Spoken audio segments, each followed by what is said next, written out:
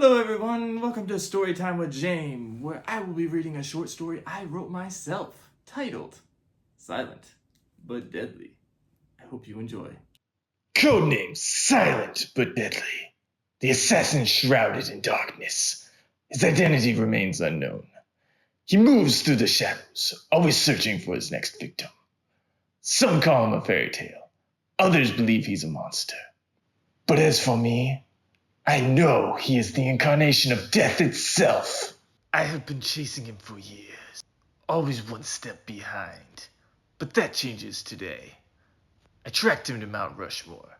The president's faces haven't been the same since the Second Civil War. Only Washington remains recognizable. Huh?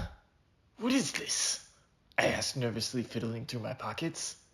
I pulled out a piece of paper that read, "Dear Cowboy Man, I don't wish to hurt you, but I will if you don't back off. This is your final warning. Leave now, and I will allow you to live out the rest of your existence in peace. But if you have a death wish, then meet me on top of Washington's remains. Yours truly, Silent but Deadly."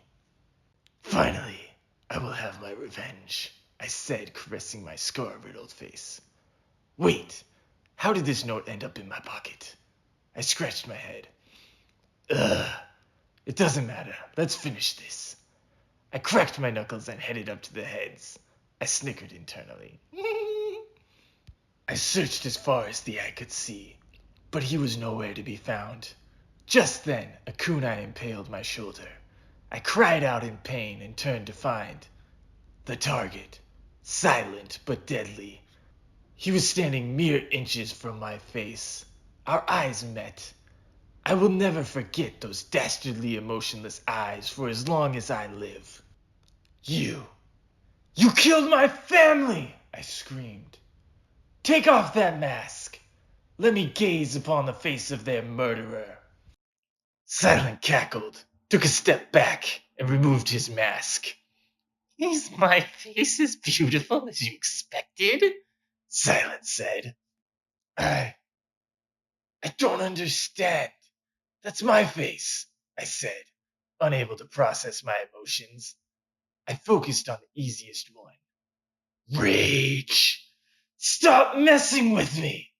Show me your real face." "This is my real face," Silent laughed. "You really can't remember our reality when you're in this world, can you?" Silent smiled and punched me in the gut. The impact of the strike sent me flying into a boulder that was once part of Lincoln's head. I looked up, but Silent was gone. "Show yourself," I said as another kunai was lodged into the back of my leg. I turned around to find 3 shurikens flying at me simultaneously. Thankfully, the sun was at its highest. In other words, high noon. I quickly drew my revolver and dispatched the shurikens with ease. With my senses heightened, I was able to locate Silent.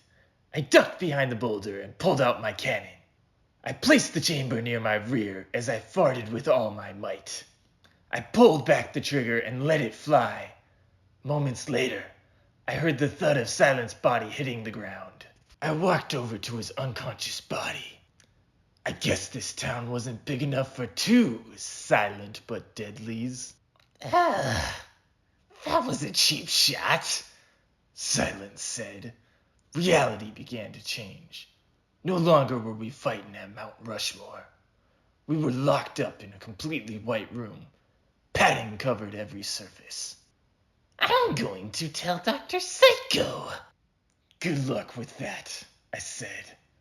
"He thinks that you are just a part of my imagination, that I created you to cope with the fact that I murdered my family. But I know the truth.